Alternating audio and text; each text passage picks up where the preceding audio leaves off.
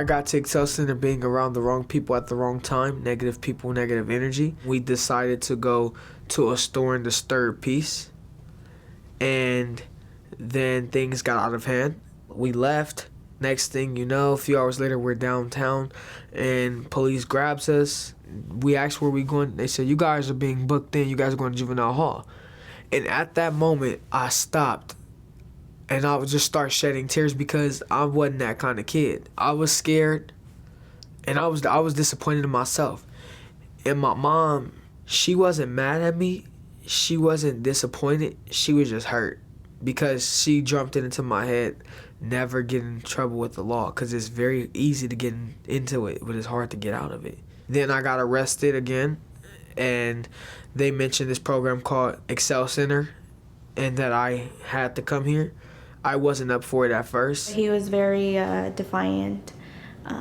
He was like, I'm not going to do that, and because you're telling me, like, I'll do it when I want to do it. And it just took a lot of talking to him, a lot of explaining things to him, and just kind of like getting to know him. I was gonna run, but the reason why I decided to stay was because there was just something in my head, and a lot of people was telling me don't leave, because not only did I get arrested, that's the first thing I've got caught for. There's other things I've done in the past that I'm not proud of, and I knew had I would have left, I could either, there's only two things that you can end up in: behind bars or in someone's grave. I have a really talkative relationship, therapeutic relationship with my social worker, Tavia, and my house supervisor, college manager, Marlene. My main focus here is to create a home structure for the youth and to give them that feeling of not feeling institutionalized and not feeling like they have a lot of rules that they have to follow and that everything they do is not right. Every time I said I'm not going to do something, I ended up doing it because they pushed me to the limits and they helped me. He's about to graduate high school, which is something that he never saw himself doing. I'm currently a junior in high school. I'm credits ahead. I didn't have this back home. I was actually behind.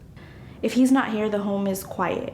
And it's like, yes, because if he's not dancing, he's singing, or he has a story to tell, or he wants to show you something funny or something he learned. For me, I think Marlene, my supervisor, I think she is a great role model. We have conversations all the time about life, what I want to do when I leave here. He's a very hardworking kid. If he ever wants to go to the store to pick up extra snacks and he doesn't have enough money, he will walk down the street and every single cottage and recruit staff. And the next thing you know, I have a driveway full of cars, and if he is out there with his towels and his soap and he just starts washing the cars, then staff come and give me the money, and staff are always pleased, like, oh yeah, I'll bring it back because he did such a great job. I currently want to work because I feel like it prepares me for when I get older, and as well I can save money for college.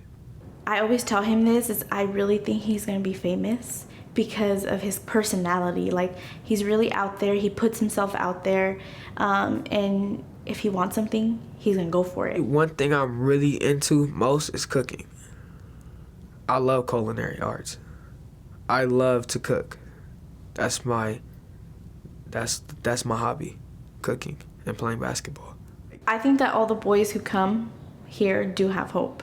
That's what we try to create here, is tell them, like, you can do it. You're not a bad person. Yeah, you did X, Y, and Z, but that's not going to define you. You're 14. You have a long ways to go, and they all have hope. They just need to hear it.